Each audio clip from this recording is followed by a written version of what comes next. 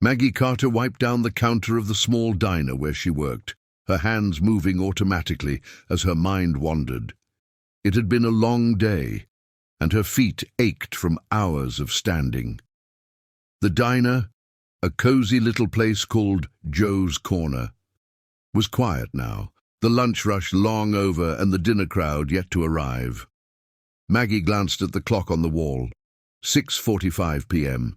Just a couple more hours, and she could finally go home. She loved her job, but it wasn't easy.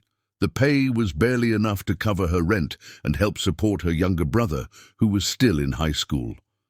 Maggie had been working at the diner since she was 18, sacrificing her own dreams to make sure her brother had a chance at a better life. But despite the challenges, she never complained. She was grateful for what she had and took pride in her work. As she refilled the salt and pepper shakers, the bell above the door jingled softly. Maggie looked up to see an elderly woman walking in. She was dressed simply, in a worn coat and a scarf wrapped tightly around her neck. Her face was pale, and her eyes were red, as if she had been crying. Maggie's heart went out to her immediately. "Welcome to Joe's Corner," Maggie said with a warm smile. "Can I get you something to eat?" The woman hesitated, her eyes scanning the menu on the wall. Just a bowl of soup, please," she said softly, her voice trembling. Maggie nodded. "Coming right up. Would you like anything to drink with that?" "Just water, thank you," the woman replied, her hands clutching her purse tightly. Maggie brought her a glass of water and went to the kitchen to prepare the soup. As she worked, she couldn't help but notice how fragile the woman looked, like a strong wind might blow her away. There was a sadness in her eyes that tugged at Maggie's heart. When the soup was ready, Maggie carried it to the woman's table. "Here you go," she said gently. "Let me know if you need anything else." The woman nodded, her hands shaking as she picked up the spoon. Maggie watched her for a moment, her concern growing. She wanted to say something, to offer comfort, but she didn't want to intrude. Instead, she busied herself with cleaning the nearby tables, keeping an eye on the woman from a distance. As the minutes passed, Maggie noticed that the woman wasn't eating much. She seemed lost in thought, her spoon hovering over the bowl as tears welled up in her eyes. Maggie couldn't stand it anymore. She walked over and sat down across from her. "Is everything okay?" Maggie asked softly. "You seem upset." The woman looked up, startled. "Oh, I'm sorry. I didn't mean to bother you." "You're not bothering me," Maggie assured her. "I just want to make sure you're all right." The woman hesitated, then sighed. It's the anniversary of my husband's passing. I just didn't want to be alone tonight." Maggie's heart ached for her. "I'm so sorry," she said. "What was your husband like?" The woman's face softened as she began to talk about her husband. His name was George, and they had been married for 45 years. He was kind, funny, and always knew how to make her laugh. They had built a life together, full of love and laughter. But now that he was gone, she felt lost. "I miss him so much," the woman said, her voice breaking. "Every day feels like a struggle without him." Maggie listened intently, offering words of comfort and encouragement. She shared stories of her own family, how her parents had passed away when she was young, and how she had taken on the responsibility of raising her brother. The woman, whose name was Mrs. Thompson, seemed to find solace in Maggie's kindness. When it was time to pay, Mrs. Thompson opened her purse and realized she didn't have enough money. Her face flushed with embarrassment. "I'm so sorry," she whispered. "I'll just leave." Maggie reached out and gently stopped her. "Don't worry about it. Your meal is on me." Mrs. Thompson looked up, tears welling in her eyes. "You don't have to do that." "I want to," Maggie replied firmly. "It's been a tough day for you, and I'm happy to help." Mrs. Thompson's tears spilled over as she grasped Maggie's hand. "Thank you," she said, her voice trembling. "You have no idea how much this means to me." Maggie smiled, her own eyes filling with tears. "It's no trouble at all. I'm just glad I could be here for you." As Mrs. Thompson left the diner, Maggie felt a sense of fulfillment she hadn't felt in a long time. She didn't know it yet, but her small act of kindness was about to change her life in ways she never could have imagined. 2 days after her encounter with Mrs. Thompson, Maggie was back at the diner, going about her usual routine. The lunch rush had just ended, and she was wiping down tables when the bell above the door jingled. She looked up to see a well-dressed man in a suit walking in.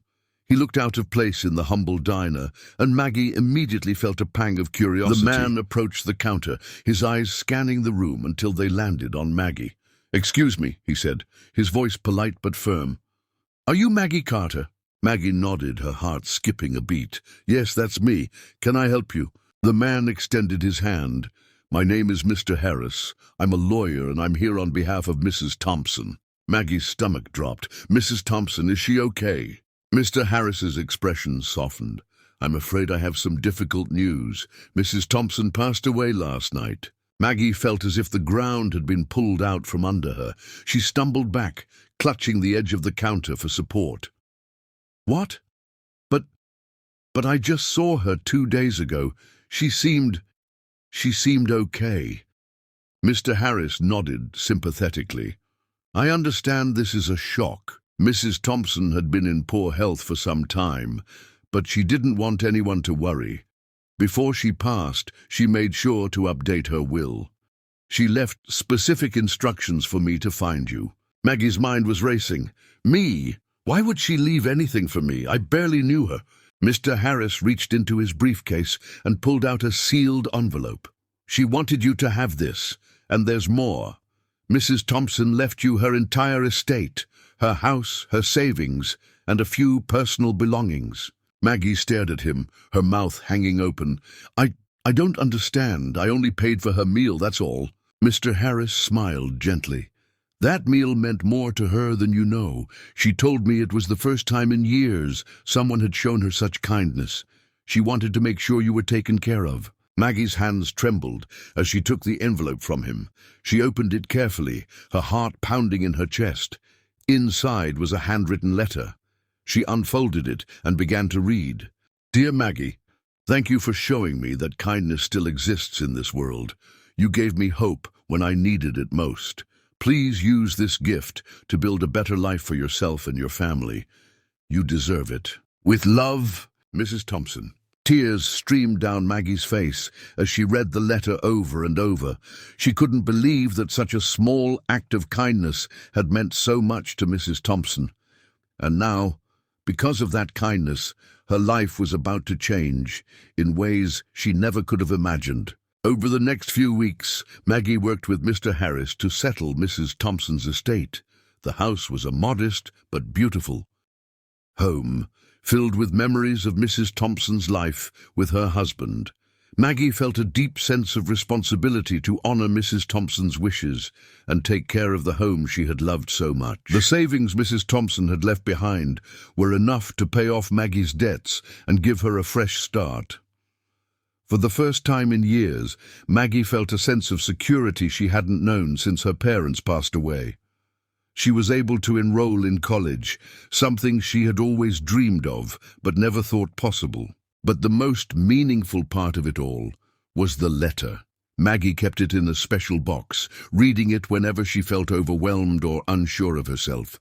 It reminded her of the power of kindness and the impact one person could have on another's life. Maggie decided to use part of the money to start a scholarship in Mrs. Thompson's name. It would help students who, like Maggie, were working hard to make a better life for themselves and their families. She also volunteered at a local senior center, spending time with elderly residents who, like Mrs. Thompson, often felt lonely and forgotten. One day, as she was cleaning out Mrs. Thompson's house, Maggie found a photo album filled with pictures of Mrs. Thompson and her husband. There were photos of their wedding, their travels, and their life together. Maggie felt a deep sense of gratitude for the woman who had changed her life, and she vowed to honor her memory by living a life full of kindness and compassion. Maggie's story spread through the community, inspiring others to perform acts of kindness. People began to pay for strangers' meals, visit lonely neighbors, and donate to local charities. Maggie's small act of kindness had created a ripple effect, touching countless lives. As she stood in Mrs. Thompson's garden one evening, watching the sunset, Maggie felt a sense of peace she hadn't felt in years. She knew that Mrs. Thompson's generosity had given her a second chance, and she was determined to make the most of it. And as she looked up at the sky, she whispered, "Thank you, Mrs. Thompson. I'll never forget you."